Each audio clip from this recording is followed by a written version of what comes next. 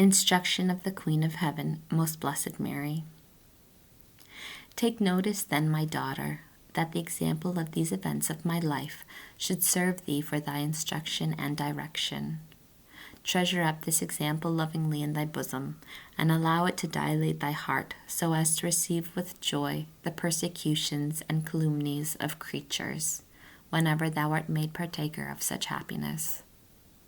The sons of perdition, who serve vanity, are ignorant of the treasure of suffering injuries and of pardoning them, and they make a boast of vengeance, which even according to the requirements of the natural reason is reprehensible and arises from a heart brutal and beastly rather than from a human. On the other hand, he who pardons injuries magnanimously and forgets them, although he may not have divine faith nor the light of the gospel, becomes noble and excellent, and does not pay vile tribute to the fierce and irrational brutality of revenge. And if the vice of revenge is so contrary even to the dictates of nature, consider, my daughter, how much it is opposed to grace, and how hateful and abominable the vengeful are in the eyes of my most holy Son, who made himself man, suffered, and died for no other purpose than to forgive and to obtain the pardon of the Almighty for the injuries committed by the human race. Against this tendency of his whole life and against his whole nature and infinite bounty, vengeance is arrayed. As far as in him lies, the vindictive man destroys entirely, as well God himself as all his works. And for this attempt he well merits that God should destroy him with all his might.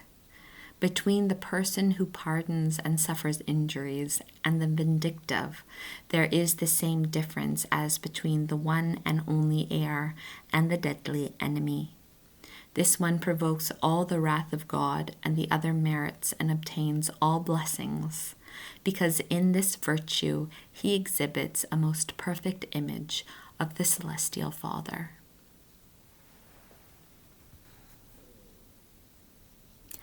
I wish thee, O soul, to understand that to suffer injuries with equanimity and to pardon them entirely for the Lord will be more acceptable in his eyes than if thou choose of thy own will to do the most severe penance and shed thy own blood for him.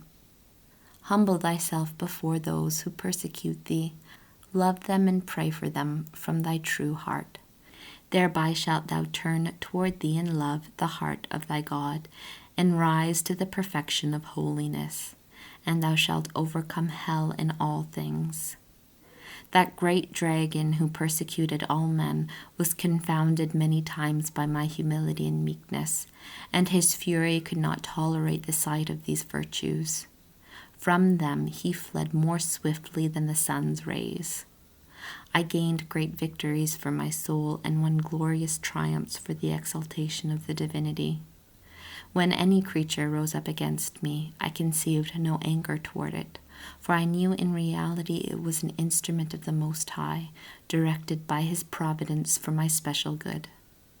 This knowledge and the consideration that it was a creature of my Lord, capable of grace, excited me to love it truly with a greater fervor, and I did not rest until I could reward this benefit of persecution by obtaining for it eternal life, as far as was possible. Strive after, therefore, and labor for the imitation of that which thou hast understood and written. Show thyself most meek, peaceful, and agreeable toward those who molest thee. Esteem them truly in thy heart, and do not take vengeance of thy Lord by taking vengeance on his instruments, nor despise the inestimable jewel of injuries. As far as lies in thee, always give good for evil, benefits for injuries, love for hate, praise for blame, blessings for malediction. Then wilt thou be a perfect daughter of thy Father, the beloved spouse of thy Lord, my friend, and my most cherished daughter.